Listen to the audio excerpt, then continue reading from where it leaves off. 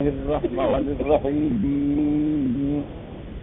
إن الذين كفروا ينفقون أموالهم ليصدوا عن سبيل الله فسينفقونها ثم تكون عليهم حسرة ثم يغلبون والذين كفروا إلى جهنم يحشرون ليميز الله الخبيث من الطيب ويجعل الخبيث بعضه على بعض فيركمه جميعا فيجعله في جهنم أولئك هم الخاسرون.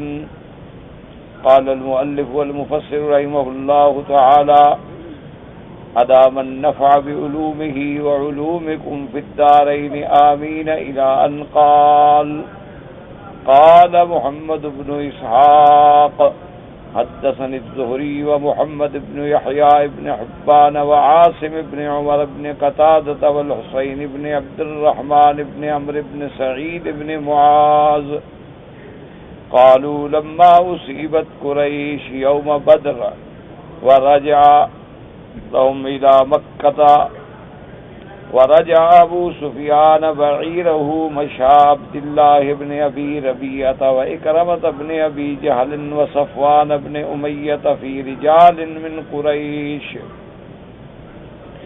اب مفسر رحمۃ اللہ علیہ سورۃ الانفال کی اس آیت کی تفسیر میں فرماتے ہیں کہ محمد بن اسحاق نے اس سند کے ساتھ سعید بن معاذ ان سب نے روایت کی ہے کہ جب قریش کو جنگ بدر میں اللہ نے ذلت آمیز شکست سے دوچار کر دیا کہ ان کے سردار مارے بھی گئے، قید بھی ہوئے، اور جب ان کا قافلہ واپس آ گیا مکے کی طرف اور ابو سفیان کا قافلہ بھی آ گیا، تو اب عبداللہ ابن ابی ربیعہ اور اسی طرح اکرمۃ ابن ابی جہل اور صفوان ابن امیہ، یہ وہ لوگ ہیں جن کے آبا جنگ بدر میں مارے گئے تھے، قتل ہو گئے تھے. یہ سب کے سب جو ہے آئے فی رجال من قریش، اور بھی ان کے ساتھ قریش کے لوگ تھے، اصیب آباؤہم و ابناؤہم و اخوانہم ببدر، کہ جن کے ماں باپ بھائی جو ہیں وہ بدر میں قتل ہو گئے تھے. فکلموا ابا سفیان بن حرب ومن كانت له في تلك العير من قريش تجارة وقالوا يا معشر قريش إن محمدا صلى الله عليه وسلم قد بتركم وقتل خياركم وعينونا بهذا المال على حربه لعلنا أن ندرك منه سارا بمن نصيب منا ففعلوا. تو ان لوگوں نے آ کے ان سے کہا، یعنی ابو سفیان سے اور وہ لوگ جن کا مال اس تجارت میں تھا، کہ دیکھیں کہ حضور صلی اللہ علیہ وسلم نے تمہیں قید کیا اور تمہارے جو بڑے بڑے لوگ تھے ان کو اللہ کے پاک پیغمبر نے قتل کیا، تو ہماری مدد کریں آپ اس مال سے، کیونکہ اصل سبب تو یہ مال بنا اور قافلہ بنا. یہ الگ بات ہے کہ آگے جا کے جنگ ہو گئی، تو آپ لوگ جو ہیں اس مال سے ہمیں پیسہ دیں تاکہ ہم پھر تیاری کریں حضور صلی اللہ علیہ وسلم کے ساتھ جنگ کرنے کے لیے، اور اپنے جو ہمارے سردار مارے گئے ہیں ان کا بدلہ لینے کے لیے. تو ان قریش نے بھی اور ابو سفیان نے بھی کہا کہ ٹھیک ہے، تو پھر انہوں نے ان کو اس مال میں سے دیا. اور اس کے بعد فرماتے ہیں قال ففیہم کما ذکر ابن عباس انزل اللہ عز وجل.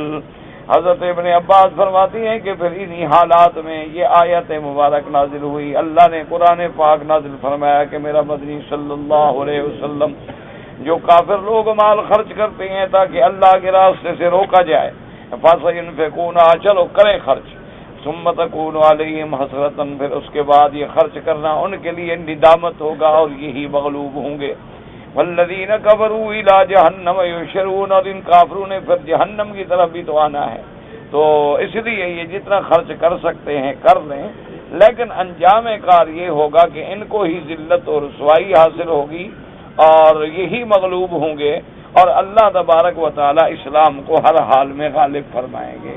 تو اب یہ اسباب نزول کے بارے میں مفسر رحمہ اللہ تعالی کہ ان آیات مبارک کا اسباب نزول کیا ہیں، اور جیسے میں نے عرض کیا تھا کہ العبرۃ بعموم اللفظ لا بخصوص السبب، کہ سبب تو یہی ہے نازل ہونے کا، لیکن یہ حکم عام ہے قیامت تک کہ جو لوگ بھی اسلام کو روکنے کے لیے، اللہ کے راستے سے روکنے کے لیے، اسلام کو ختم کرنے کے لیے اپنا پیسہ، اپنی دولت، اپنی قوت خرچ کریں گے، انجام کار ان کو ذلت ہی ملے گی، اور ان کو حسرت اور ندامت ہی ملے گی، کیونکہ اللہ تبارک و تعالیٰ کا دین جو ہے وہ غالب آئے گا۔ اور جیسے اللہ نے وعدہ فرمایا تھا اپنے پیارے نبی سے کہ لِيُظْهِرَهُ عَلَى الدِّينِ كُلِّهِ، کہ میرا مدنی پاک صلی اللہ علیہ وسلم آپ کے دین کو ہم تمام ادیان پہ غالب کر دیں گے، آپ کے دین اسلام کو پورے عالم پہ، پورے ادیان پہ غالب کر دیں گے۔ اور اللہ نے وعدہ فرمایا تھا اِنَّا لَنَنصُرُ رُسُلَنَا وَالَّذِينَ آمَنُوا فِي الْحَيَاةِ الدُّنْيَا، اللہ نے فرمایا کہ ہم اپنے رسولوں کی مدد کرتے ہیں، اور ان کے ساتھ جو ایمان والے ہیں ان کی بھی مدد کرتے ہیں۔ اور اسی طرح اللہ نے فرمایا وَلَقَدْ سَبَقَتْ كَلِمَتُنَا لِعِبَادِنَا الْمُرْسَلِينَ إِنَّهُمْ لَهُمُ الْمَنْصُورُونَ وَإِنَّ جُنْدَنَا لَهُمُ الْغَالِبُونَ، اللہ نے فرمایا میرا یہ فیصلہ ہو چکا ہے کہ میرے جو بندے ہیں، جو میرے رسول ہیں، جو میرے پیغمبر ہیں، ان کو ہی ہم نے کامیاب فرمانا ہے، انہوں نے ہی آخر کامیاب ہونا ہے۔ اور اس کے بعد یہ بھی ہمارا فیصلہ ہے وَإِنَّ جُنْدَنَا لَهُمُ الْغَالِبُونَ، کہ ہماری جو جماعت ہے اللہ کو ماننے والے، اسلام پہ چلنے والے، انہوں نے غالب آنا ہے۔ اور یہ وعدہ اللہ کا سچا ہے، حضور صلی اللہ علیہ وسلم کے زمانے میں بھی پورا ہو گیا کہ اللہ پاک نے اس پیغمبر کو، اپنے پیارے حبیب کو، سیدنا محمد الرسول اللہ، اپنے پیارے خلیل کو، چونکہ حضور کا لقب خلیل بھی ہے اور حضور کا لقب حبیب بھی ہے، اللہ تبارک و تعالی نے آپ کی زندگی میں آپ کو غالب کر دیا کہ جب آپ ہجرت کر کے جا رہے ہیں تو آپ کے ساتھ صرف سیدنا ابو بکر، اور ایک وقت وہ بھی آ گیا حضور کی زندگی میں کہ قریش نے دیکھ لیا کہ حضور 10,000 کا لشکر لے کر مکے پہ حملے کے لیے یوم فتح مکہ تشریف لا رہے ہیں، کہ جب جا رہے تھے حضور تو ایک آدمی ساتھ ہے، اب آ رہے ہیں تو 10,000 کا تو صرف لشکر ساتھ ہے نا، ان کے بچے، فیملیاں، خاندان، باقی کو سارا جہان تو ساتھ نہیں تھا، تو اللہ نے آپ کو اپنی زندگی میں غالب کر دی۔ اور اسی طرح پھر حضور صلی اللہ علیہ وسلم کے ساتھ جو وعدہ تھا، اللہ نے پھر سیدنا ابو بکر کے زمانے میں، سیدنا عمر کے زمانے میں، سیدنا عثمان کے زمانے میں، رضوان اللہ علیہم اجمعین، اللہ نے وہ وعدہ بھی پورا کر دیا کہ تمام مرتدین کا استیصال کر دیا گیا، مسیلمہ بن الکذاب مارا گیا، منکرین زکوٰۃ کے ساتھ حضرت سیدنا صدیق نے جہاد فرمایا، اور پورا امن، امان، اسلام استقرار پکڑ گیا۔ اور حضرت عمر رضی اللہ تعالی عنہ کے زمانے میں ماشاءاللہ وہ کیسر و کسرا کو صحابہ نے پاؤں کے نیچے روند ڈالا، اور سیدنا عثمان کے زمانے تک اللہ کی رحمت سے تقریباً 40 لاکھ مربع میل پہ اسلام کا پرچم لہرا گیا۔ اور اسی طرح پھر حضرت علی کا دور آیا، اور اس کے بعد پھر حسن حسین رضوان اللہ علیہم اجمعین کا دور بڑا مختصر ہے، اور اس کے بعد پھر حضرت معاویہ رضی اللہ تعالی عنہ کا دور آیا، انہوں نے بھی اپنے دور میں اسلام کی وسعت، اسلام کی عظمت، بحری قوت اور جہاد کے نئے انداز اختیار کر کے آج اسلام کو اقصی مشارق الارض و مغاربہ تک پہنچا دیا۔ تو اللہ تبارک و تعالیٰ کی شان ہے، یعنی مسلمانوں کا اتنا روب ہوتا تھا، اتنا دہشت ہوتی تھی کہ دنیا کے بادشاہ جو تھے وہ اپنے گھروں میں مسلمانوں کا نام سن کے کانپ جاتے تھے، ان کے کارنامے سن کے دہل جاتے تھے۔ تو اللہ تبارک و تعالیٰ کا وعدہ سچا ہے، اور قیامت تک بھی اللہ کا وعدہ سچا ہے۔ اب ایک دور پھر آئے گا، کیونکہ اسلام پر جب غربت آئی ہے تو اس کی عزت کا بھی ایک دور آئے گا کہ اللہ کے نبی نے فرمایا کہ کوئی گھر باقی نہیں بچے گا من مدر ولا وبر ولا شعر الا ادخلہ اللہ بعز عزیز او بذل ذلیل۔ فرمایا دنیا میں کوئی مٹی کا گھر ہو یا پکا گھر ہو یا اون کے بالوں کا بنا ہوا گھر ہو یا خیمے لگے ہوئے ہوں، اللہ کا دین اسلام داخل ہوگا، چاہے کوئی اسے عزت سے قبول کرے یا ذلیل ہو کے قبول کرے، اسلام نے داخل ہونا ہی، اسلام نے تو غالب آنا ہی آنا۔ اور یہی وجہ ہے کہ آج پورا کفر جو ہے مشرق سے لے کر مغرب تک، شمال سے لے کر جنوب تک، ان کے ناموں میں ضرور فرق ہے کہ کوئی یہودی کہلاتے ہیں، کوئی نصرانی کہلاتے ہیں، کوئی ہندو کہلاتے ہیں، اور کوئی سکھ کہلاتے ہیں، اور کوئی مجوس کہلاتے ہیں، لیکن ان سب کا یہ مشترک مسئلہ ہے کہ اسلام کے خلاف کام کرو، اور اسی لیے وہ اپنی دولت، اپنا پیسہ، اپنی طاقت سب اسلام کو مٹانے کے لیے لگا رہے ہیں۔ لیکن اللہ کی رحمت پر اور اللہ کی نصرت پر ہمیں یقین ہے کہ آخر انجام ان کے لیے بھی حسرت و ندامت ہوگی، اور اللہ غلبہ جو ہے وہ دین اسلام کو دیں گے۔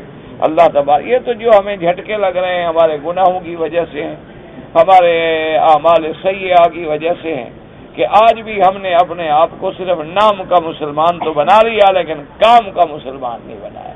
یعنی ہم نام کے تو ماشاءاللہ بڑے پکے مسلمان ہیں، بڑے بڑے خوبصورت نام رکھے ہوئے ہیں، لیکن کام کے مسلمان نہ بن سکے۔ یقین فرمائیں کہ آج بھی اگر کوئی بندہ صحیح معنی میں کام کا مسلمان بن جائے تو دونوں جہاں کی عزت اسی کو ملے۔ اب آپ ٹھنڈے دل سے ایمان سے اللہ کے گھر میں بیٹھے ہیں، میرے بھائی ہیں، محترم ہیں، میرے بزرگ ہیں، آپ لوگ ٹھنڈے دل سے ایمان سے سوچیں کہ جو بندہ دین پہ صحیح معنی میں چل رہا ہے اللہ کی رحمت سے اپنا مطمئن۔ اچھا، اللہ نے آپ کو 4 بچے دیے ہیں، ایک بچہ جو ہے آپ کا ماشاءاللہ وہ قرآن پڑھتا ہے، نماز پڑھتا ہے، اس کے اندر کوئی ٹی وی شیوی فلم اس قسم کے چکروں میں نہیں پڑتا، دیکھیں آپ کو کتنا مطمئن، کوئی خطرہ نہیں، کوئی خوف نہیں۔ اگر بچے اچھے ہوں تو آپ مطمئن ہوتے ہیں نا کہ جی وہ بچے میں جی حرم میں ہوں گے اور کہاں جائیں، اور تو کہیں جاتے ہی نہیں۔ اور اگر خدا نہ کرے ہمارے بچے پٹڑی سے اترے ہوئے ہیں کہ کبھی وہ تاش کھیل رہے ہیں، کبھی برے لوگوں کے ساتھ پھر رہے ہیں، کبھی فلمیں دیکھ رہے ہیں، کبھی سینما دیکھ رہے ہیں، کبھی سگریٹیں پی رہے ہیں، کبھی تاش کھیل رہے ہیں، تو جب بھی وہ گھر سے نکلیں گے ماں باپ بھی پھانسی پہ اٹکا ہوا، سولی پہ لٹکا ہوا تھا، خدا کرے بچے خیر سے گھر آئیں جی، کیا پتا جی ان کے دوست تو بڑے گندے ہیں، کیا پتا جی وہ کیا کر رہے ہوں گے، کس حال میں ہوں گے، نہ ماں باپ بیچارے لٹکے ہوئے ہیں، کھڑے ہوئے ہیں۔ تو آج بھی اگر ہم اپنی زندگیوں کو اسلام کے مطابق ڈھال لیں تو اللہ کی رحمت ہے، کوئی جھگڑا نہیں، کوئی پریشانی نہیں۔ ایمان، جن لوگوں نے اسلام کے مطابق اپنے بیٹے بیٹیوں کی شادی کی ہے کوئی پریشانی نہیں، مسجد میں آئے، نکاح پڑھا، چند کھجوریں تقسیم کی، شادی ہو گئی۔ دوسرے دن جناب اس نے کوئی 1 دیگ 2 دیگیں پکائیں، ولیمہ، 4 دوستوں کو بلایا، کھلا لیا، السلام علیکم، بات ختم ہو گئی۔ اچھا، ماں باپ کو جو اللہ نے توفیق دی انہوں نے بیٹی کو دے دیا، 2 جوڑے 4 جوڑے 10 جوڑے، جو چھوٹا موٹا کوئی کپڑا کو زیور پکڑا دیا۔ اچھا، جن لوگوں نے کہ نہیں جی ناک اونچی کرنی ہے، جی دیکھو بیٹے کی شادی ہے، پھر برادری کیا کہے گی، یہ تو بہت بڑا، اور پھر دیکھو جی میرا بیٹا ڈاکٹر ہے، انجینئر ہے، جب تک جہیز نہیں دیں گے ہم کیسے شادی کریں؟ تو لڑکی کے لے الگ قرضے لے رہے ہیں، رو رہے ہیں، گھر میں شادی ہو رہی ہے لیکن ان کے لیے ماتم آیا، کیونکہ ادھر جناب مطالبہ ہے کہ ہمیں تو کار چاہیے جناب، جہیز میں فریج ہو، کار ہو، ٹی وی ہو، فلاں ہو فلاں ہو فلاں۔ اب وہ غریب کہاں سے پیدا کریں جن کی 4 لڑکیاں ہوں، کیا کریں؟ ڈاکے مارے، چوری کرے، قتل کرے، یعنی ان کی شادی ان کے گھر میں گویا مات، اور جب لوگ آئیں گے تو ظاہری بیچارے ہنسیں گے بھی، جی رشتے دار گھر میں آ رہے ہیں۔ اور اسی طرح لڑکے والے بھی جناب کیا ہے وہ جی وہ محلے افراح جو ہے نا، جو سب سے اچھا شادی گھر ہو نا وہاں بکنگ کرو، اور وہاں 1 رات کا 3 لاکھ ہے کم از کم، جو اچھے شادی گھر ہیں نا ان میں 1 رات کا کم از کم 3 لاکھ ریال ہے، جو اس سے یعنی 1 کلاس ہے ان کا تو 10 لاکھ ہے۔ اب 3 لاکھ تو ادھر دے، پھر بیٹے کے لیے دیکھو جی اب بیٹا اب تک تو ہمارے کٹھے رہا ہے نا، اب تو فیملی جوائنٹ فیملی سسٹم جو ہے جی وہ نہیں چلتا، بچوں کو تو اب علیحدہ رکھنا پڑے گا، پھر وہ خام خواہ ان کے لیے بلا بھی لو، اور پھر اس کو بچھاؤ، پھر اس کو گاڑی بھی لے کے دو نا حضرت صاحب کو۔ تو اب جناب اس کا جب 5-8 لاکھ ریال خرچ ہو گئے تو باپ قرضے میں آ گیا. بیٹا تو بیوی لے کے ماشاءاللہ ویلے میں ہنی مون بنا رہا ہے، باپ قرضے کو رو رہا ہے. اور اس کے بعد پھر جناب اگلا جو مسئلہ آئے گا کہ جی وہ شادی تو ہو گئی ہے ڈیڈی، لیکن ہم نے ہنی مون کے لیے تو باہر جانا ہے نا. ہاں ٹھیک ہے، بالکل جی بالکل جائے، کیونکہ وہ جی میرے دوست کیا کہیں گے، اس نے سوئٹزرلینڈ میں، اس نے فلاں جگہ کیا، تو میں نے کہا ہاں جی آپ جائیں. اب جناب 5 لاکھ ریال اور تیار کرو کہ پہلی دفعہ بیوی کو لے کے باہر جا رہا ہے. یہ تو اسی لیے بالکل ٹھنڈے دل سے اپنے اپنے گھروں میں جائزہ لے لیں کہ جو بندہ اسلام پہ چل رہا ہے، پورے تو ہم بھی نہیں چل رہے، لیکن جو بھی چل رہا ہے وہ کتنا آسان ہے، کتنا مطمئن ہے، رات کو آرام سے سوتا ہے ماشاءاللہ. اور جو لوگ ذرا نئی دوڑ میں آ گئے، دنیا کے چکر میں آ گئے، فیشن کی دوڑ میں آ گئے اور اس نئے مصائب کا شکار ہو گئے، ان کا حال دیکھیں گے کیا ہے. آپ کے سامنے چاہے وہ لاکھ دانت نکال کے بیٹھتے ہوں، لیکن اندر ذرا پوچھیں تو ساری ساری رات روتے گزرتی ہے یا لڑتے گزرتی ہے. اللہ و انا الیہ راجعون. وقضى روان مجاهد وسعيد بن جبير والحكم بن عيينة وقتادة والسدي وابن أبزان نادى في أبي سفيان نفقته الأموال في أحد لقتال رسول الله صلى الله عليه وسلم. اب مفسر رحمۃ اللہ علیہ فرماتے ہیں کہ حضرت مجاہد، سعید بن جبیر، حکم بن عیینہ، قتادہ، سدی بن ابزان، سب حضرات کا یہی قول ہے کہ انہا نزلت فی ابی سفیان، یہ ابی سفیان کے بارے میں آیات نازل ہوئیں، اور ان لوگوں نے جو پیسہ اکٹھا کیا اور خرچہ کیا کہ عہد میں جا کے پھر ہم بدلہ لیں گے، تو وہ پیسہ بھی ضائع ہو گیا اور عہد میں کیا بدلہ لیا. وقتی طور پہ مسلمانوں کو شکست تو آ گئی، لیکن مدینہ منورہ پہ تو قبضہ نہ کر سکے، ناکام لوٹ کے واپس آ گئے مکے.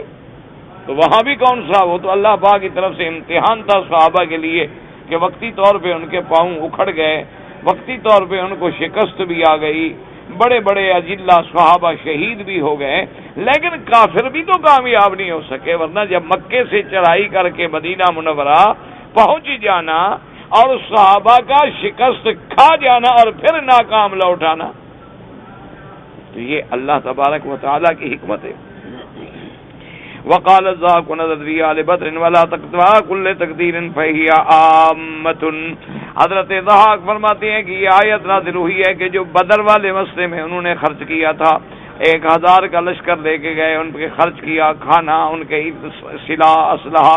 لیکن مفسر فرماتا ہے چاہے بدر کے بارے میں اتری ہو یا احد کے بارے میں اتری ہو، اس کا حکم جو ہے عام ہے کہ جو لوگ، جو کافر اللہ کے راستہ روکنے کے لیے، اور اسی لیے میں نے کہا تھا صرف ایسی بات پہ خوش نہ ہوا کریں گے یہ تو کافروں کے لیے ہے. اگر مسلمان بھی پیسہ لگا کے کسی کو دین سے روک رہا ہے تو وہ بھی وہی عمل کر رہا ہے جو کافر کر رہے ہیں. اس بات کو یاد رکھ لیں. یہ معنی نہیں ہوتا کہ کافر یہ کام کرے تو وہ تو مجرم ہے، لیکن اگر کافر قتل کرے مجرم ہے، مسلمان قتل کرے مجرم نہیں ہے. کافر زنا کرے مجرم ہے، مسلمان زنا کرے تو مجرم نہیں. جو برا کام ہے کوئی بھی کرے. تو آج بھی جو لوگ جو ہیں مثلا سینما بنا رہے ہیں، جی سینما بنائیں گے، جی ہم اس شہر میں سینما نہیں ہے. اب ان میں دیکھیں کہ ایک تو انہوں نے لعب شیطانی کام، فلم اور یعنی گانا سب، اور اس کے بعد کتنے لوگ ہیں جو 12 بجے سے فلم میں بیٹھے ہیں 3 بجے تک، 3 سے 6 تک، 6 سے 9 تک، 9 سے پھر رات کے 12 تک. کتنے لوگوں کو نماز سے محروم کیا، کتنے لوگوں کو اللہ کے دین سے روکا اور شیطان کے کام میں لگایا. یہ بھی وہی کام ہے. اسی لیے میں نے کہا تھا کہ کوئی ساتھی تمہارا نماز پڑھنے جا رہا ہے اور تم نے کہا یار بیٹھو میرے ساتھ، بیٹھو بپسی پیو، بعد میں نماز پڑھ لینا، تو اس کی اگر جماعت کو روکا ہے، تم نے خرچ کیا ہے، تم نے بھی وہی کام کیا ہے جو کافروں نے کیا. یہ نہ سمجھا کرو کہ کافر کرے تو مجرم ہے اور ہم کریں تو ہمیں چھٹی ہے، ہم جو مرضی کریں. جو بھی اللہ کے راستے سے روکتا ہے وہ انہی کی صف میں آ جاتا ہے جو کافروں والے کام ہیں. اور اس کے بعد مفسر رحمۃ اللہ علیہ فرماتے ہیں کان سبب نزول یا خاصا وقت خرطان الكفار ينفقون اموالهم يصدون عن اتباع طريق الحق فسيفعلون ذلك ثم تذهب اموالهم ثم تكون عليهم حسرة ندامة حيث لم تجد شيئا لأنهم أرادوا إطفاء نور الله وظهور كلمتهم على كلمة الحق والله متم نوره ولو كره الكافرون. اب مفسر فرماتا ہے چاہے سبب نزول اس کا خاص کیوں نہ ہو، لیکن اللہ پاک نے خبر دی ہے کہ کفار جو اپنے مال خرچ کرتے ہیں تاکہ حق کے رستے کو روک سکیں، فَسَيَفْعَلُونَ ذَلِكَ، وہ کریں، ثُمَّ تَذْهَبَ أَمْوَالُهُمْ، ان کے مال بھی چلے جائیں گے اور ان کے لیے ندامت بھی ہوگی، ان کو کچھ بھی نہیں ملے گا، کیونکہ یہ سارے کافر مال خرچ کیوں کر رہے ہیں؟ تاکہ اللہ کے نور کو بجھا دیں اور اللہ تبارک و تعالیٰ کے کلمے پر ان کا غالب کلمہ آ جائے. لیکن اللہ کا فیصلہ ہے واللہ متم نورہ ولو کرہ الکافرون یریدون لیطفئوا نور اللہ بافواہہم. اللہ نے فرمایا یہ کیا چاہتے ہیں کہ نور اسلام کو بجھا دیں گے اپنے پھونکوں سے. اللہ تبارک و تعالیٰ اسلام کے نور کو غالب کریں گے پوری دنیا پر. اللہ پاک نے فرمایا وناصر دینہ والکلمتی وزر دین الی کل دین فہذا الخزي لهم فی الدنیا ولهم فی الآخرۃ عذاب النار. اللہ اپنے دین کی مدد کرنے والے ہیں، اللہ اپنے کلمے کو اونچا کرنے والے، اللہ اپنے دین کو غالب کرنے والے ہیں ہر دین پہ. جب اسلام غالب ہو جائے گا فہذا الخزي لهم فی الدنیا، یہ تو ان کو ذلت ملی دنیا میں کہ اسلام غالب آ گیا، اسلام غالب آ گیا. اور اس کے بعد آخرت میں کیا ہوگا؟ وَلَهُمْ فِي الْآخِرَةِ عَذَابُ النَّارِ، اور آخرت کے اندر پھر ان کے لیے جہنم کا عذاب ہوگا دائمی. فَمَنْ عَاشَ مِنْهُمْ رَآ بِعَيْنِهِ وَسَمِعَ بِأُذُنِهِ مَا يَسُوءُهُ وَمَنْ قُتِلَ مِنْهُمْ أَوْ مَاتَ فَإِلَى الْخِزْيِ الْأَبَدِيِّ وَالْعَذَابِ السَّرْمَدِيِّ. اب مفسر رحمۃ اللہ علیہ فرماتے ہیں کہ جو کافروں میں زندہ رہیں گے وہ اپنی آنکھوں سے دیکھ لیں گے کہ دین محمد مصطفیٰ غالب آئے گا، اور اپنے کانوں سے سن لیں گے. اور اللہ کا وعدہ سچا ہو گیا کہ جب مکہ فتح ہوا حضور نے فرمایا این بلال، بلال کدھر ہے؟ حضرت بلال حاضر ہوئے، آپ نے حکم دیا کہ بلال آج کعبے کی چھت پہ چڑھ کے اللہ اکبر کی اذان بلند کرو. تو حضرت بلال رضی اللہ تعالیٰ عنہ کعبے کی چھت پہ کھڑا ہے اور اللہ اکبر. اور اندازہ کریں ایمان سے کہ اس دن مسلمانوں کی خوشی کا کیا حال. اور اس دن حضرت بلال نے کس جذبے سے کہا ہوگا اللہ اکبر، کہ بالکل سامنے آ گیا نا کہ اللہ بڑا ہے. کہ کل جس کے گلیوں میں گلے میں رسیاں ڈال کے مشرکین مکہ گلیوں میں پھراتے تھے، آج کانوں سے سن رہے ہیں اور وہی بلال کھڑا ہے چھت. اللہ تبارک و تعالی نے اور یہ بھی ثابت کر دیا اللہ نے کہ جب دین اسلام آ جاتا ہے پھر کالا گورا کچھ نہیں ہوتا. جب دین اسلام آ جاتا ہے تو پھر غلام غیر غلام کا کوئی مسئلہ نہیں. اللہ نے میرے مدنی کی صحبت میں غلاموں کو اتنا اونچا کر دیا کہ کعبہ بھی ان کے نیچے ہو گیا، لیکن چھت پہ کھڑا ہے بلال اور کہہ رہا ہے اللہ اکبر اللہ اکبر. اس سے بڑی اللہ کی بڑائی کیا ہوگی. اسی لیے ایک کافر نے جب سنا نہ کہنے لگا اچھا ہوا کہ میرا باپ بدر مر گیا. جب اس نے سنا نا بلال کو اذان دیتے ہوئے تو کہنے لگا دوسرے سے، کہنے لگا یار اچھا ہوا میرا باپ وہیں بدر میں ہی مر گیا، دیکھو یہ کالا کبا جو ہے آج کعبے پہ چڑھ گیا ہے. دشمن ہے نا. انہوں نے کہا آج میرا باپ زندہ ہوتا میں ویسے مر جاتا، ہارٹ اٹیک ہو جاتا اس کو بلال کو دیکھ. اچھا ہوا کہ مر گیا بدبخت پہلے. تو اس لیے مفسر رحمۃ اللہ علیہ فرماتے ہیں کہ اللہ کے جو وعدے ہیں تو جو زندہ رہیں گے وہ آنکھوں سے دیکھ لیں گے، اور جو کافر مر گئے ہیں بدبخت ان کے لیے تو رسوائی ہے نا ہمیشہ کی، الخزي الابدی والعذاب السرمدی. ان کے لیے ہمیشہ کی رسوائی، ہمیشہ کی ذلت، اور ان کے لیے جہنم کا عذاب دائم جو کبھی ان سے منقطع نہیں ہوگا. اور انشاءاللہ ثم انشاءاللہ آہستہ آہستہ اللہ نے ہمیں زندہ رکھا تو آنکھوں سے دیکھ لیں گے اسلام کے غلبے کو، اور نہ زندہ رکھا تو ہماری نسلیں دیکھ لیں گی انشاءاللہ. لیکن اسلام غالب ہے. اب ٹھنڈے دل سے آپ سوچ لیں، آپ ذرا غور کریں کہ آج کفر جو ہے وہ کتنا ترقی پہ ہے، دولت کے اعتبار سے، ٹیکنالوجی کے اعتبار سے، جدید وسائل کے اعتبار سے. یعنی ہم اور آپ تو تصور بھی نہیں کر سکتے نا جی۔ دیکھو نا مثال کے طور پہ کہ میں اگر درس دوں گا یا زور لگاؤں گا کتنا آدمی سنیں گے؟ ہاں کہاں میں اللہ کی توحید کی آواز پہنچا دوں گا، چلو 2000 5000 4000 آدمی کو، لیکن کفر کے پاس اتنے وسائل ہیں کہ ایک مرزا قادیانی ملعون کا جو پوتا ہے وہ جب آتا ہے ڈش پہ تو ایک وقت میں اس کو تو پوری دنیا دیکھ رہی ہے۔ اسی طرح جتنے کفر کی الغار ہے وہ تو ایک جو کافر ان کا مثلا ایک لیکچر دے گا کسی جدید میڈیا کے ذریعے پوری دنیا میں آئے گا۔ ہم لاکھ تقریریں کر لیں ہمارا تو خبر اخبار میں پہلے تو لگے گی نہیں، اگر لگے گی تو ایک چھوٹی سی فلاں مولوی آیا تھا مسجد میں جمعہ پڑھایا چلا گیا فلاں۔ اور اگر ہمارے دشمنان اسلام جتنے ہیں، جتنے کفر کے خلاف طاغوتی طاقتیں ہیں، وہ جب جائیں گے تو جناب پورے لیڈ لگیں گی اخبار۔ آپ دیکھیں کہ جو بالکل بے حیا عورتیں ہیں، یعنی اریاں ناچ کرنے والی، اس کو ساری دنیا کو دکھاتے ہیں وہ، اور کوئی برقعے والی عورت تو کبھی دکھائیں گے نہیں، اگر دکھائیں گے وہ بھی مذاق کے لیے، استہزاء کے لیے۔ اس ساری ان کے زور کے باوجود ایمان سے کہیں ذرا ٹھنڈے دل کے غور کر کے بیٹھ کے غور کریں کہ ہر ملک میں ہر شہر میں اسلام بڑھ رہا ہے یا کم ہو رہا ہے؟ بالکل سکون سے جھگڑے میں نہ پڑے۔ یہ تو ابھی ہماری بدقسمتی ہے کہ ہمارے اپنی جو لوگ ہیں نا وہ ایک دوسرے کی ٹانگ کھینچتے ہیں۔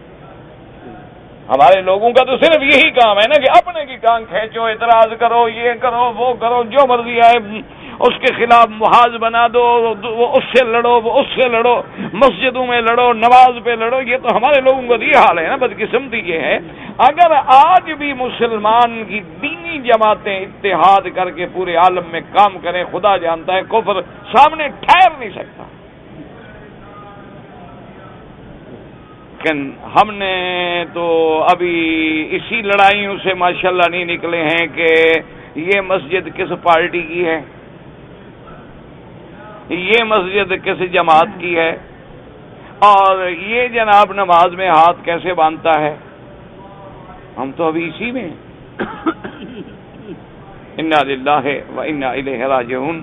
ورنہ اللہ نے اسلام کو اتنا طاقت دی ہے نا کہ جی جس ملک میں کافروں کے ملک میں کبھی 10 مسجدیں تھیں، آج وہاں اللہ کے شکر سے 100 مسجد۔ انہوں نے جناب ایسا ایک یعنی اقتصادی طور پہ گیم کھیلی کہ مسلمان ملکوں کو اقتصادی طور پہ اتنا ختم کر دو، اتنا ان کو بٹھا دو کہ ان کے پیسے کی کوئی ویسا ہے ویلیو نہ ہو، حیثیت ہی نہ ہو، بالکل ختم ہو جائے نا جی۔ اور ان پہ جو قرضوں کے بوجھ ہیں وہ خود بخود بڑھ جائیں گے۔ دیکھیں نا جی، آپ نے 1 لاکھ ریال کسی کا قرضہ دینا تھا اور اس وقت 1 ریال 3 روپے کا تھا، تو مانا یہ ہے کہ آپ 3 لاکھ دے کے قرضہ اتار دیتے، اب 17 لاکھ دے کے اتاریں گے نا، 14 لاکھ تو خود بخود بڑھ گیا نا۔ اتنا انہوں نے کیا، اور ان کا مقصد کیا تھا کہ جب ان ملکوں میں یہ حال ہو جائے گا پیسے کی ویلیو کم ہو جائے گی۔ میرے والد صاحب رحمۃ اللہ علیہ فرماتے تھے کہ ایک دور میں انہوں نے 60 روپے سے بھی حج کیا، 60 روپے، صرف 60 روپے، 60,000 نہیں، 60 روپے۔ اور حج کی ٹکٹ بھی ایسے ملتی تھی کہ آپ آ جائیں جیسے ریلوے کی ٹکٹ ملتی ہے نا گاڑی کی، وہ اعلان ہو رہا ہوتا تھا بھی حج پہ جانا ہے، حج پہ جانا ہے، ٹکٹیں لو بھی حاجی ہو، بھی ٹکٹیں لو بھی حاجی ہو۔ تو مہینے میں 1.5 مہینے میں جب جہاز کے بندے پورے ہو جاتے جہاز چل پڑتا،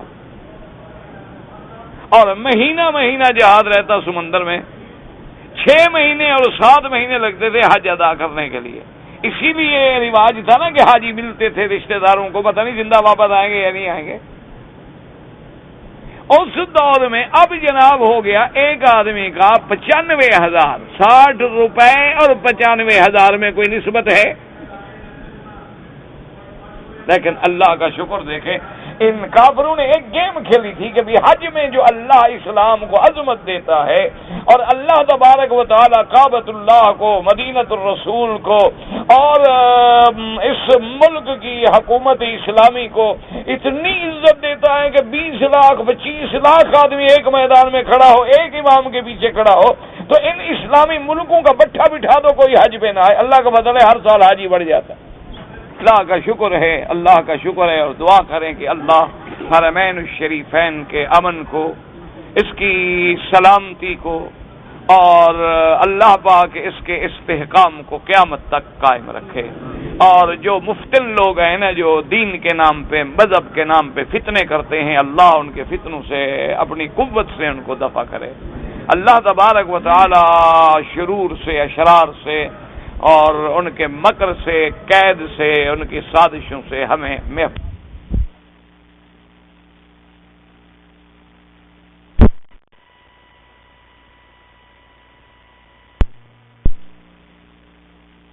ہے نا جی، یہ بھی جگانے کے لیے ہے کہ ذرا ہم سو گئے ہیں نا، آپ نے دیکھا نا بچہ آپ کا سو جائے، آپ کہتے ہیں اٹھو نماز کا وقت ہو گیا ہے، نہیں اٹھتا، آپ پھر زور سے بولتے ہیں اٹھو، وہ نہیں اٹھتا، آپ پھر زور سے بولتے ہیں، پھر آپ اس کی رضائی کھینچتے ہیں، پھر نہیں اٹھتا تو آپ جناب اس کی ٹانگوں سے پکڑ کے کھینچتے ہیں، پھر بھی نہ اٹھے ڈالو پانی اس کے منہ پہ، پھر اٹھے ایک تھپڑ بھی مارتے ہیں، تو پھر جب جاگ جاتا ہے تو ہے تیر کی طرح آتا ہے۔ اللہ پاک بھی ہمیں گناہوں پہ مار دیتے ہیں، ایک کوڑا مارتے، اٹھو بیدار ہو جاؤ، بدبختو ٹھیک ہو جاؤ، کر لو توبہ، تیار ہو جاؤ، اور جب ہم تیار ہوں گے کفر مٹ جائے گا۔ اس لیے اللہ نے فرمایا کہ جو زندہ ہیں وہ دیکھ لیں گے، جو مر گئے بدبخت وہ تو ویسے بھی عذاب میں چلے گئے۔ وَلِهَذَا قَالَ تَبَارَكَ وَتَعَالَىٰ فَسَيُنْفِقُونَهَا ثُمَّ تَكُونُ عَلَيْهِمْ حَسْرَةً ثُمَّ يُغْلَبُونَ وَالَّذِينَ كَفَرُوا إِلَىٰ جَهَنَّمَ يُحْشَرُونَ وَقَوْلُهُ تَبَارَكَ وَتَعَالَىٰ لِيَمِيزَ اللَّهُ الْخَبِيثَ مِنَ الطَّيِّبِ قال علي بن ابي طلحه عن عباس في قوله تبارك وتعالى ليميز الله الخبيث من الطيب ويميز اهل السعاده من اهل الشقاء وقال السدي يميز المؤمن من الكافر وهذا يحتمل ان يكون هذا التمييز في الاخره كقوله تبارك وتعالى اللہ نے فرمایا تھا کہ کھوٹا اور کھرا علیحدہ ہو جائے، اچھا اور برا علیحدہ ہو جائے۔ لیمیز اللہ الخبیث من الطیب، اہل سعادت جو ہیں وہ علیحدہ ہو جائیں اور اہل شقاوت جو ہیں بدبختی والے علیحدہ ہو جائیں۔ حضرت سدی فرماتے ہیں تاکہ مومن کا ایمان نکھر آئے اور کافر کا کفر جو ہے وہ بھی واضح ہو جائے۔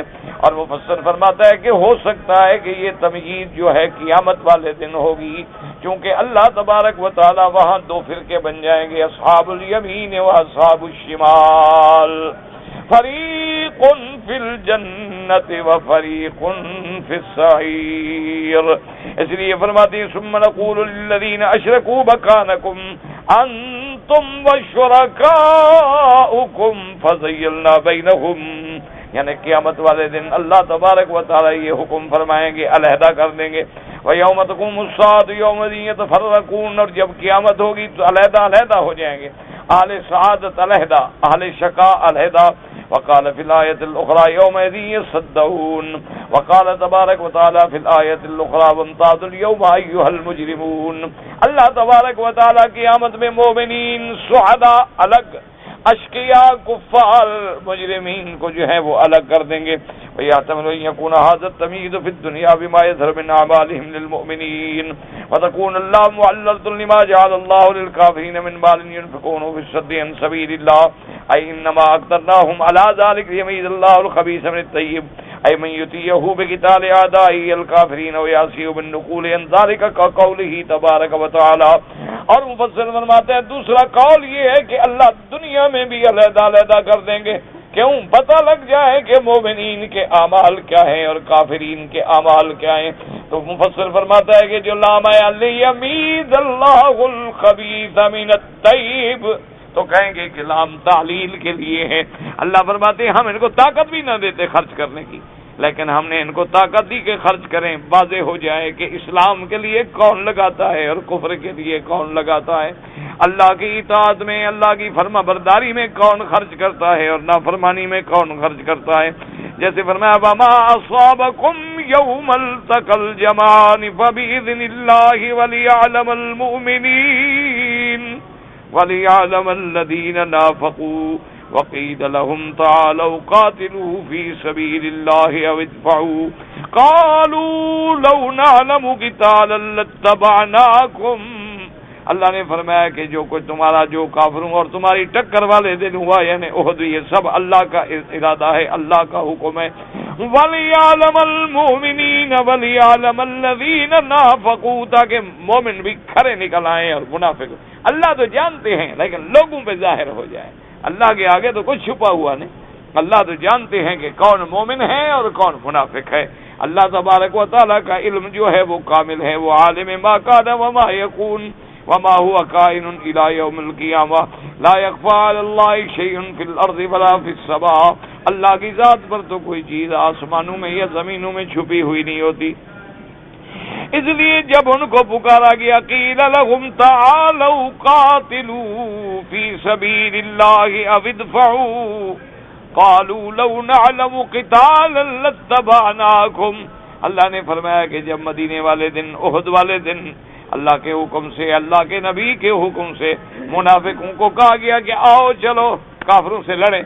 چلو لڑو نہیں تو میاں مدافعت تو کرو، ہمارے ساتھ کھڑے تو رہو، ہماری تعداد تو بڑھ جائے گی نا دشمن کو دفع کرنے کے لیے، روکنے کے لیے. انہوں نے کہا جناب لڑائی ہوتی تو چلتے نا، اب تو مرنے جا رہے ہیں، ہم کیوں لڑیں. اور اس کے بعد فرماتے ہیں قال تعالی ما كان الله ليذر المؤمنين على ما انتم عليه حتى يميز الخبيث من الطيب وما كان الله ليطلعكم على الغيب. اللہ نے فرمایا ہم ایسے نہیں کہ مومنین کو چھوڑ دیں، نہیں، ہم کھرا کھوٹا علیحدہ کر دیں گے. جیسے اللہ نے فرمایا اما حسبتم ان تدخلوا الجنة ولما يعلم الله الذين جاهدوا منكم ويعلم الصابرين. اللہ نے فرمایا کیا تم گمان کرتے ہو بس جنت میں چلے جاؤ گے، امتحان نہیں ہوں گے؟ نہیں، امتحان بھی ہوں گے تاکہ پتہ لگے مجاہد کون ہے، غازی کون ہے، صبر کرنے والا کون ہے اور نفاق کرنے والا کون ہے، اللہ کے راستے میں جان دینے والا کون ہے اور بھاگنے والا کون. وَنَذِيرَتُهَا فِي بَرَاءَةٍ وَمَا الْآيَةُ إِلَى هَذَا إِنَّمَا ابْتَلَيْنَاكُمْ بِالْكُفَّارِ يُقَاتِلُونَكُمْ وَأَقْدَرْنَاهُمْ عَلَى إِنْفَاقِ الْأَمْوَالِ وَبَذْلِهَا فِي ذَلِكَ. اللہ پاک نے مفصل فرماتا ہے کہ اس قسم کی آیات مبارک جو ہیں سورت براء کے اندر موجود ہیں. تو اب معنی یہ ہوگا کہ انما ابتلیناکم، ہم نے تمہارا امتحان لیا کہ کافروں سے ٹکر ہو گئی. وَأَقْدَرْنَاهُمْ عَلَى إِنْفَاقِ الْأَمْوَالِ، اور ہم نے کافروں کو مال دیا نا، نہ دیتے، اللہ چاہے تو کسی کو نہ دے. اور پھر انہوں نے خرچ کیا اسلام کے خلاف. کیوں؟ تاکہ واضح ہو جائے، کھوٹا کھرا علیحدہ ہو جائے. لِيَمِيزَ اللَّهُ الْخَبِيثَ مِنَ الطَّيِّبِ وَيَجْعَلَ الْخَبِيثَ بَعْضَهُ عَلَى بَعْضٍ فَيَرْكُمَهُ جَمِيعًا فَيَجْعَلَهُ فِي جَهَنَّمَ. یرکم کا معنی ہوتا ہے جمع کرنا، ایک کے اوپر دوسرے کو رکھتے جاؤ تو جمع کریں. فَيَجْمَعُهُ كُلُّهُ وَهُوَ جَمْعُ الشَّيْءِ بَعْضَهُ عَلَى بَعْضٍ. یرکمہ کا کیا معنی ہے؟ کسی چیزوں کا اکٹھا کرنا، ایک دوسرے کے اوپر رکھ کے اکٹھے کر دے جائیں. کما قال تبارک و تعالی فی الصحاب ثم یجعلہ رکاما ای متراکبا. جیسے اللہ پاک نے فرمایا کہ پھر ہم بادل بناتے ہیں اور پھر دیکھو کہ بادلوں کو ایک دوسرے کے اوپر تہ در تہ بادل جمع ہو جاتے ہیں. متراکبا، متراکب مانا ای متراکبن ایک دوسرے پہ چڑھنے والے. اسی طرح ہم نے کہا خبیثوں کو بھی اکٹھا کر کے پھر سب کو اکٹھا کر کے جہنم میں ڈالیں. فَيَجْعَلَهُ فِي جَهَنَّمَ أُولَٰئِكَ هُمُ الْخَاسِرُونَ أَيْ هَٰؤُلَاءِ هُمُ الْخَاسِرُونَ فِي الدُّنْيَا وَالْآخِرَةِ. اور آخر میں خسارہ اور تروٹا جو ہے ان کافروں کے لیے ہے. یہ دنیا میں بھی ناکام ہیں اور آخرت میں بھی ناکام ہیں. اور مسلمان دنیا میں بھی کامیاب انشاءاللہ اور آخرت میں بھی کامیاب ہے، کیونکہ حضور پاک صلی اللہ علیہ وسلم نے فرمایا کہ مومن جو ہے وہ ہر حال میں کامیاب ہے. کیونکہ اگر اللہ تبارک و تعالیٰ وَإِنْ أَصَابَتْهُ ضَرَّاءَ صَبَرَ وَإِنْ أَصَابَتْهُ سَرَّاءَ شَكَرَ، کہ مومن پہ اگر مصیبت آئے تو صبر کرتا ہے، پھر بھی تو اللہ اجر دیں گے نا جب صبر کرے گا. اور اگر مومن کو ہم خوشی دیتے ہیں، مال دیتے ہیں، اولاد دیتے ہیں تو شکر کرتا ہے، تو جب وہ شکر کرتا ہے تب بھی فائدے میں، جب صبر کرے گا تب بھی فائدے میں۔ وَبَشِّرِ الصَّابِرِينَ الَّذِينَ إِذَا أَصَابَتْهُم مُّصِيبَةٌ قَالُوا إِنَّا لِلَّهِ وَإِنَّا إِلَيْهِ رَاجِعُونَ أُولَٰئِكَ عَلَيْهِمْ صَلَوَاتٌ مِّن رَّبِّهِمْ وَرَحْمَةٌ وَأُولَٰئِكَ هُمُ المهتدون۔ اللہ نے فرمایا صبر کرنے والوں کو خوشخبری دے دے میرا مدنی پاک صلی اللہ علیہ وسلم، جن لوگوں کو جب کوئی مصیبت پہنچتی ہے تو ان کی زبانوں پہ کیا ہوتا ہے، عمل میں بھی، زبان پہ بھی، انا للہ وَإِنَّا إِلَيْهِ راجعون، جب سب کچھ اللہ کے لیے اسی کی طرف لوٹ جانا ہے تو غم کا کیا معنی۔ وہ ایک حدیث مبارک میں آتا ہے نا کہ ایک صحابی جو تھے وہ باہر تشریف لے گئے، تو جس دن انہوں نے واپس آنا تھا ان کا بچہ جو ہے فوت ہو۔ تو اب اس بیوی بیچاری نے سوچا کہ بہت بڑا مسئلہ ہے کہ اتنے دن کے بعد خامد بیچارہ سفر سے واپس آ رہا ہے اور آگے بچے کی موت ہے اور میت ہے، تو میں اگر آتے ہوئے بتا دوں کہ تیرا بیٹا مر گیا تو بیچارہ ایک غم میں آ جائے گا، اور پہلے بھی بیچارہ 6 مہینے سے جدا ہے۔ تو بیوی نے بچے کو غسل دیا، کفن پہنایا، کمرے میں آرام سے محفوظ رکھا اور خود کپڑے پہن کے غسل کر کے تیار ہو کے اپنے خاوند کا استقبال کیا خوشی سے، اور خاوند نے پوچھا کہ بچہ ہونے کا آرام سے سو رہا ہے۔ اب جب میاں بیوی لیٹے، چونکہ آخر شوہر ہے، انتظار میں ہوتا ہے انسان، مدت کے بعد اس کو بیوی مل رہی ہے، اس کے حقوق ہیں، تو بیوی نے پوچھا کہ میں آپ سے ایک بات پوچھتی ہوں کہ اگر کوئی آدمی ہمیں امانت دے کہ بھئی یہ میری امانت رکھ لو، اور کچھ عرصے کے بعد آگے وہ اپنی امانت واپس لے جائے تو ہمیں افسوس ہوگا؟ عجیب بات ہے، افسوس کس بات کو؟ اس کی امانت ہی وہ لے گیا، کوئی ہمارا مال لے گیا کہ ہمیں افسوس ہوگا؟ انہوں نے کہا اللہ کی بندی کیسی بات کر رہی ہو کہ ایک آدمی نے امانت رکھی تھی ہمارے پاس 1000 ریال، ہم نے باندھ کے رکھ دی، وہ آیا اپنی لے گیا، بات ختم ہو گئی، اس میں ہمیں کیا افسوس ہے؟ تو اس نے کہا کہ اللہ نے جو بیٹا دیا تھا نا وہ بھی تو ہمارے پاس امانت تھی، اللہ نے واپس لے لیا، وہ فوت ہو گیا، تو جب اس کی امانت ہے اس نے اپنی امانت لے لی، رونے دھونے کا کیا مطلب، غم کرنے کا کیا مطلب، کیا ہمارے رونے سے واپس آ جائے گا؟ ہاں ایک ہوتا ہے طبیعی طور پہ، فطری طور پہ غم ہونا، وہ تو اچھی علامت ہے، وہ تو حضور صلی اللہ علیہ وسلم کے آنسو مبارک بھی نکل آئے اپنے بیٹی کے بچے کی موت پہ۔ اسی طرح سیدہ فاطمہ الزہرا رضی اللہ تعالی عنہا، آپ کے جو ہے آنسو نکلے اور آپ نے بڑی وقار کا اظہار کیا حضور کی وفات مبارک پر۔ اسی طرح اور بھی صحابہ کرام رضوان اللہ علیہم اجمعین۔ تو یہ تو ایک فطری بات ہے، طبیعی بات ہے۔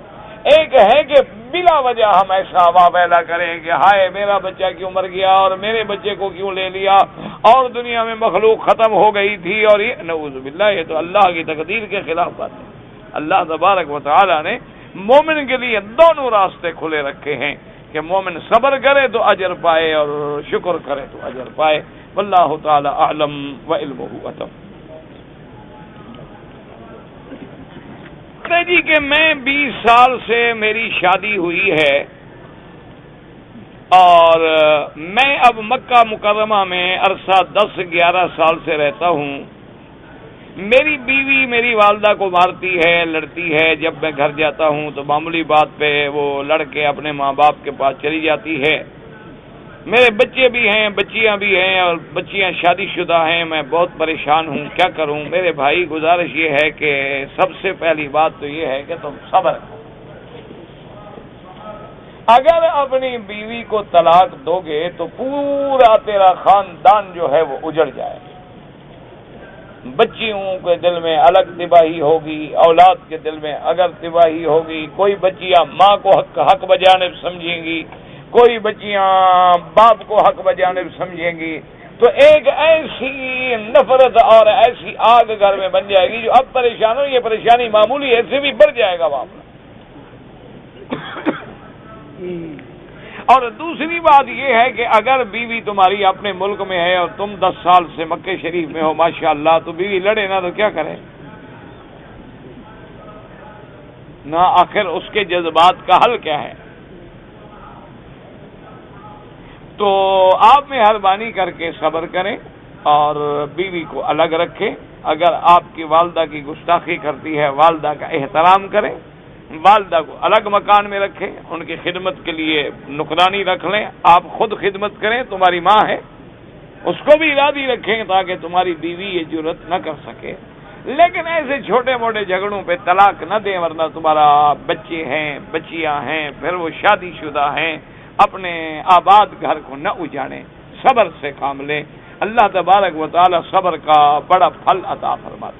اور یاد رکھو بعض اوقات یہ بھی ہوتا ہے خدا کی قدرت سے کہ آدمی بہت اچھا ہوتا ہے لیکن گھر میں بد زبان بیوی ہوتی ہے، تو اللہ اسی کی وجہ سے ہمیں بخش دیں گے. اللہ تبارک و تعالی اسی کی وجہ سے ہمیں اللہ رحمت فرمائیں گے اور ہمارے گناہ جھڑ جائیں گے. بہر صورت کوشش کرو. ابغض الحلال عند اللہ الطلاق، سب سے مبغوض چیز جو ہے اللہ کے ہاں حلال میں طلاق ہے. طلاق سے بچو. آپ نے اگر عشاء کی 4 رکعتیں ہیں یا ظہر کی 4 رکعتیں ہیں، 1 رکعت میں ملے ہیں، 1 رکعت آپ کی ہو گئی. امام جب سلام پھیرے تو آپ کھڑے ہو کے 1 رکعت پڑھیں اور پھر بیٹھ جائیں. پھر اٹھ کے آپ 2 رکعت پوری کریں. اس میں آپ فاتحہ بھی پڑھیں گے، آپ سورت بھی ملائیں گے. زمزم کے بارے میں یہ آیا ہے کہ مومن اس سے محبت کرتا ہے اور منافق پیٹ بھر کے نہیں پی سکتا. اب یہ مانا نہیں مومن کا کہ زمزم پیتا جائے گا، اس کا پیاس نہیں پی لے گا، پیاس نہیں بچے. یہ مانا نہیں ہوتا. مانا یہ ہے کہ اگر آپ 2 گلاس 3 گلاس پی سکتے ہیں تو وہ اتنا نہیں پی سکتے. یہ مانا ہوتا ہے. یہ مانا نہیں ہوتا کہ آپ تو سارا زمزم پی جائیں گے جتنا ڈبے میں رکھا ہے، پھر تو آپ مومن ہو گئے، اور جو 1 گلاس پیے گا وہ منافق ہو گیا. یہ بات نہیں. مانا یہ ہے کہ انسان کی تباہ ہے خود. ہم نے ایسے لوگ بھی دیکھے ہیں ماشاءاللہ کہ جنہوں نے اپنے گھروں میں اللہ کا شکر ہے 20-20 30-30 سال سے مکے میں رہتے ہیں، اور وہ بتاتے ہیں کہ ہم نے زمزم کے بغیر کبھی پانی نہیں پیا، ہمیشہ ہمارے گھر میں. اچھا، ایسے لوگ اللہ کی شکر ہے کہ ہمارے اپنے خدا آپ کے ملک میں بھی موجود ہیں، وہ وہاں رہتے ہوئے بھی زمزم پیتے ہیں.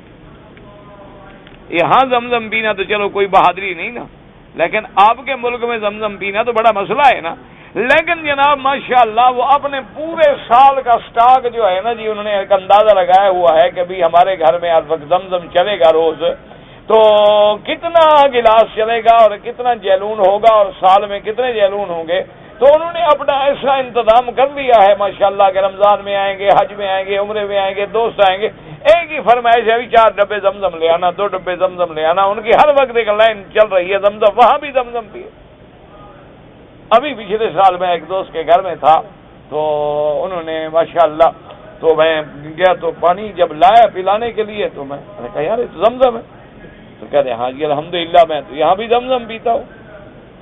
تو یہ اپنی محبت کی بات. ایک میں اور دوست کے گھر میں گیا تو رات اتفاقاً وہاں ہو گئی، تو میں نے اس کو بتا دیا تھا کہ میری ناشتے واشتے کی عادت ہے نہیں، تو میں تو بس ہوتا ہے نا کہ باقاعدہ ناشتہ کرنا، تو میری عادت نہیں ہے.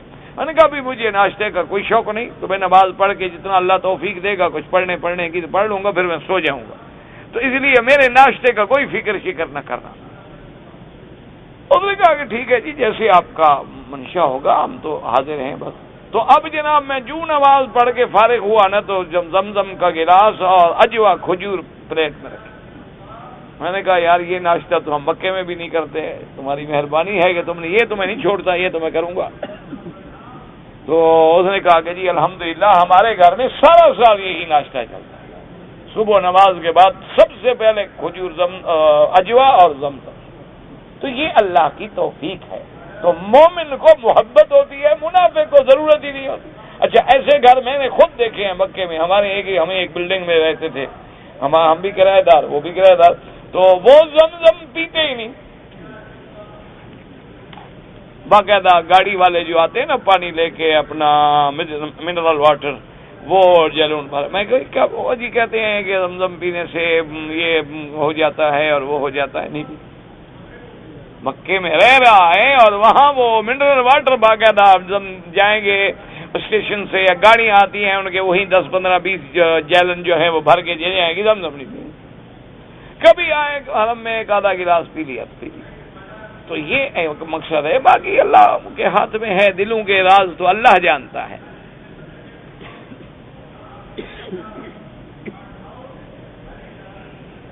آدمی فوت ہو جائے، اس کے بچے بھی ہیں، بچیاں بھی ہیں، 14 بچے بچیاں ہیں، چھوٹے ہوں یا بڑے ہوں، سب حقدار ہیں۔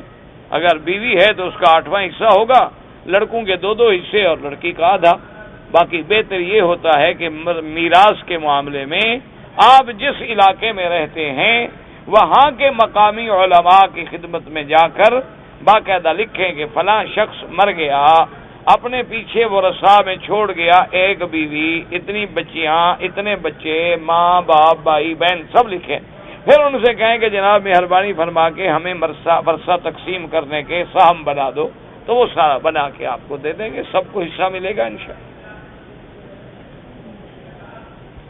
میں مکہ مکرمہ میں کام کرتا ہوں، میں واپسی پر چھٹی گیا تھا اور چھٹی سے واپس آ رہا تھا تو میں نے احرام باندھنا چاہا، لیکن ایک بندہ مجھے مل گیا، اس نے کہا تم چونکہ مکے میں رہتے ہو تمہارے لیے احرام کی کوئی ضرورت نہیں، جو مکے میں رہے نماز کی بھی ضرورت ہے، کیونکہ اب چونکہ مکے میں جو رہتے ہو تو سارے حکم معاف ہو گئے ماشاءاللہ۔ اللہ کے بندے جب مکے میں رہتے ہو تو تمہارے لیے تو کعبے کا اور زیادہ احترام ہو دل میں، اور پھر تمہارے لیے عمرہ کرنا مسئلہ ہی کوئی نہیں نا۔ ایک عمرے والا غریب جو آئے سامان رکھے گا کچھ کرے گا، تمہارا تو گھر ہے، مسئلہ ہی کوئی نہیں۔ اترو گے، آدمی آئے گا، گاڑی ہوگی، دوست آئے گا، لینے آئے گا، سامان دے دیا، گھنٹے میں عمرے سے فارغ ہو گئے۔ تو بہرحال اب آپ دم ادا کریں کیونکہ آپ میقات سے، اور آپ کی نیت بھی عمرے کی تھی، لہذا کسی امام کے نزدیک بھی نہیں بچ سکتے، ورنہ باقی ائمہ تو فرماتے ہیں کہ اگر نیت عمرے کی نہ ہو، کاروبار کے لیے آ رہا ہے یا تجارت کے لیے آ رہا ہے یا کسی دوست کے ملنے کی نیت سے آ رہا ہے یا اپنے گھر کے واپسی کی نیت سے آ رہا ہے تو نہ باندھے۔ لیکن امام ابو حنیفہ رحمۃ اللہ علیہ کے نزدیک کسی حال میں بھی آئے احرام باندھنا ضروری ہے۔ اچھا ایک بات ٹھنڈے دل سے سوچ لیں، ایک تو ہے نا کہ آدمی فوراً ناراض ہو جاتا ہے کہ امام ابو حنیفہ نے یہ کہا اور یہ کہا اور انا للہ و انا الیہ راجعون۔ ایمان سے کہیں کہ اگر ایک آدمی نے عمرہ کر لیا تو سب ائمہ کے نزدیک اس نے اچھا کام کیا یا برا کیا؟ ٹھنڈے دل سے، یعنی باقی ائمہ کے نزدیک بھی اگر وہ نیت عمرے سے نہیں آ رہا تو گنجائش ہے کہ وہ احرام نہ باندھے، یعنی دم نہیں ہوگا، لیکن عمرے کا ثواب تو نہیں ملے گا نا۔ اور اگر عمرہ باندھ لے تو تمام ائمہ کے نزدیک بات بھی درست ہو گئی اور ثواب بھی مل گیا۔ اچھا ایک منٹ، اب قیامت والے دن جب ہم اٹھیں گے اللہ کے دربار میں انشاءاللہ تو لازمی بات ہے کہ 2 مجتہدین کے اجتہاد میں سے اللہ کے ہاں تو فیصلہ ہو جائے گا نا کہ بھئی وہ عمرے باندھنے والے کا فتویٰ درست تھا یا نہ باندھنے والے کا درست تھا۔ اچھا نہ باندھنے والے کا درست تھا اور آپ نے عمرہ کیا تھا تو اللہ آپ کا اجر تو ضائع نہیں کریں گے نا، عطا کریں گے۔ واللہ لا یضیع اجر المحسنین، ان اللہ لا یضیع اجر من احسن عملا۔ یہ تو قرآن ہے کہ کوئی آدمی اچھا عمل کرے اس کا من یعمل مثقال ذرۃ خیرا یرہ۔ اچھا اگر فیصلہ ہو گیا کہ عمرہ باندھنا ضروری تھا اور جس نے نہیں باندھا وہ کیا کرے گا؟ ایک ٹھنڈے دل سے سوچا کریں، پھر اعتراض کیا کریں کسی ائمہ پہ، امام پہ، کسی مجتہد پہ، کسی محدث پہ۔ پہلے بالکل اللہ کے دین کو سمجھنے کی کوشش کریں۔ اچھا حضور صلی اللہ علیہ وسلم نے یہ میقات جو معین کر دیے ہیں، وقت رسول اللہ صلی اللہ علیہ وسلم 5 مواقیت، یہ اللہ کے حکم سے کیے یا خود کیے؟ اچھا ان مواقیت کا مقصد کیا ہے کہ جب آدمی اس پہ پہنچے تو اب چونکہ اللہ کے کعبے میں آ رہا ہے تو ایسے نہ آئے، اہتمام سے تیار ہو کے آئے۔ تو اگر آپ اپنے گھر آ رہے ہوں تو پھر اہتمام کی کوئی ضرورت نہیں، پھر وہ عظمت ختم ہو جاتی۔ وہ تو ائمہ کے نزدیک ایک رخصت ہے کہ بھائی تمہاری نیت بابا عمرے کی تھی، انہوں نے کہا نہیں جی نہیں میں تو ملنے آیا، انہوں نے کہا ٹھیک چلو تو ملنے کے لیے آ رہے تھے، چونکہ تمہاری نیت عمرے کی نہیں تھی اس لیے تم دم سے بچ گئے۔ لیکن اگر تم عمرہ باندھ کے آ جاؤ اور دوست کو بھی مل لو تو فائدہ ہے یا گھاٹا ہے؟ اس لیے ہمیشہ یاد رکھا کریں اور ہر امام کے قول کو قرآن و حدیث کی روشنی میں رکھ کے دیکھا کریں کہ ماشاءاللہ کس کا قول زیادہ جامع ہے اور کس کے قول میں زیادہ عمل ہو رہا ہے۔ جی کہ آج کل ہمیں پریشانی ہے، ایک بڑا مسئلہ ہے، جھگڑا ہو رہا ہے کہ یہ لوگ دانے پہ تسبیح پڑھتے ہیں یا گٹھلیوں پہ پڑھتے ہیں، باقی یہی مسئلہ بہت مشکل رہ گیا ہے، اس کو حل کرو ورنہ اسلام گر جائے گا۔ انا للہ و انا الیہ راجعون، اور کیا کہہ سکتے ہیں؟ یہی کہہ سکتے ہیں کہ انا للہ و انا الیہ راجعون۔ میرے بھائی یاد رکھو، افضل ذکر جو ہے وہ اپنی انگلیوں پہ، سبحان اللہ سبحان اللہ، یہ حضور پاک نے خود فرمایا، اور انشاءاللہ پھر یہی انگلیاں قیامت میں گواہی بھی دیں گی۔ اور اگر کسی نے آلت الذکر سمجھا ہے، جیسے کہ حضور کے زمانے میں بھی یہ مائکروفون پر نماز نہیں پڑھائی جاتی تھی، تو اب یہ کیا ہے بھی ایک آلت الصوت ہے تاکہ لوگوں کی نماز میں آسانی ہو جائے، تو کسی آدمی نے اس کو ایک تذکار سمجھا ہے کہ یاد آئے کہ میرے ہاتھ میں کچھ ہے تو میں اللہ کا ذکر کر لوں اور ایسے میں غفلت میں نہ پڑھوں، تو ایسی کوئی ایسا مسئلہ نہیں کہ جس کے لیے ہم لڑائیاں کریں یا لڑیں یا جھگڑیں یا ایک دوسرے سے مقابلے کریں۔ انا للہ و انا الیہ راجعون۔ اللہ پاک سب کو اپنے ذکر کی توفیق عطا فرمائے۔ باقی اس میں کوئی شبہ نہیں ہے کہ اپنی انگلیوں پہ افضل ہے، اور اگر بغیر شمار کے کریں تو اور افضل ہے، صرف وہ شمار کریں جو حدیث میں حکم ہے کہ یہ 33 دفعہ، یہ 33 دفعہ، یہ 34 دفعہ، ورنہ اللہ سے ہر چیز بے حساب مانگے اور بے حساب ذکر کرتے رہے۔ ایک آدمی بنگلہ دیش سے آیا، حرم میں آ گیا، پھر جا کے مسجد سے احرام باندھ آیا، تو اس کے اوپر تو پکی دم ہو گئی نا، بالکل کسی امام کے نزدیک بھی کوئی راستہ نہیں رہا، تو بہرحال ایک بکری دم ادا کرے تو آئندہ انشاءاللہ غلطی نہیں کرے گا۔ اللہ نے اسی لیے ہمارے لیے کفارے رکھے ہیں نا، کہ جب 300 ریال کو جا کے خرچ کرے گا اور 16 ضرب 300 اور جناب یہ 4800 ٹاکا بنا، تو اگلے سال پھر ٹیکا لگوا کے ہی آئے گا، ٹاکا پھر نہیں ضائع کرے گا انشاءاللہ، پھر وہاں سے احرام باندھے گا۔ اللہ کے بندے، مفت میں عمرہ ملتا ہے، کیوں سستی کرتے ہو؟ بعض میں سورۃ الفاتحہ کے ساتھ پڑھیں نہ پڑھیں آپ کی مرضی جناب، 1400 سال میں مسئلہ حل نہیں ہوا، باقی مولوی بکی نے کرنا ہے۔ انا للہ و انا الیہ راجعون۔ 1000 دفعہ بتا چکے ہیں کہ بابا اللہ کا شکر ہے جو پڑھتے ہیں امام کے پیچھے، اللہ ان کی بھی نمازیں قبول فرمائے، جو نہیں پڑھ رہے وہ بھی حدیث پہ عمل کر رہے ہیں، اللہ ان کی بھی قبول فرمائے۔ خدا کے لیے جھگڑے نہ کریں، اسلام کو اب ان سے اوپر جا کے کفر سے مقابلہ کرنا ہے، ہمیں ایسے مسائل میں نہ لڑائیں۔ ہم نے کچھ عرصہ پہلے NGOs کو اپنے علاقے میں کام کرنے سے روکا تھا۔ دیکھو بھائی، کام کرنے سے تو کسی کو نہ روکو، تم خود بھی نہ کرو اور کسی کو بھی نہ کرنے دو، ہاں جب وہ اسلام کے خلاف کوئی سازش کریں تو بالکل روکو۔ فضائل اعمال میں لکھا ہے تو فضائل اعمال والوں سے پوچھو میرا کیا گناہ ہے، تمہیں فضائل اعمال نہیں چاہیے؟ اور ضعیف حدیثیں ہیں، ضعیف روایات ہیں، تو جتنی حدیث میں ضعیف روایتیں پہلے تو ہم ساری وہ نکالیں نا، اور پھر جس نے کتاب لکھی ہے ان سے جواب مانگے۔ ہر مسئلے کا میرے ساتھ کیا تعلق ہے آخر؟ آپ مجھے یہ بتائیں۔ اس میں جی یہ لکھا ہے جس نے لکھا ہے اس سے پوچھو کہ جناب آپ نے یہ لکھا ہے، اس کا کیا ثبوت ہے؟ الحمدللہ ان کے مدرسے موجود ہیں، ان کے لکھنے والوں کے شاگرد موجود ہیں، ان کے پڑھنے والے موجود ہیں، اور پوری دنیا میں موجود ہیں۔ یہ نہیں کہ ایک جگہ پر اعتراض کرنے والے تو انشاءاللہ 4 ہوں گے، ان کے پڑھنے والے کروڑوں ہوں گے۔ ان سے پوچھیں جن کی کتاب ہے وہ جواب دیں، میری کوئی ذمہ داری ہے میں جواب دوں؟ مودودی صاحب نے ائمہ کرام کے اقوال سے اختلاف کیا تھا، اللہ بخش دے، بہرحال ہم ان کو ائمہ کے برابر نہیں سمجھتے، سیدھی بات یاد رکھیں۔ اور وہ فوت ہو گئے، تم کیوں روزانہ مودودی صاحب کو چھیڑتے ہو؟ وجہ کیا ہے آخر؟ اللہ ان کی قبر پہ رحمت فرمائے۔ نہیں، اصل یہ وجہ نہیں، ان کا مقصد ہوتا ہے کہ مولوی مکی کوئی غلطی کرے تو ہم ٹیپ بنائیں نا، مقصد یہ ہے، وہ ہم جانتے ہیں۔ لیکن ہمارے ہاں ایک ہی علاج ہے کہ اللہم انا نجعلک فی نحورہم ونعوذ بک من شرورہم، بس اس کے علاوہ الحمدللہ نہ کبھی ہم نے گلہ کیا، نہ زبان پہ شکایت آئی، نہ کبھی انشاءاللہ کسی کے خلاف ہم محاد بنائیں گے، اور نہ کسی کے کرنے سے۔ ہمارا اللہ کی ذات پہ ایمان ہے اور انشاءاللہ یقین کامل ہے کہ جب تک اللہ چاہیں گے کام ہوگا، نہیں چاہیں گے نہیں۔ ما شاء اللہ یکن وما لم یشاء لم یکن، لا حول ولا قوت الا باللہ العلی العظیم۔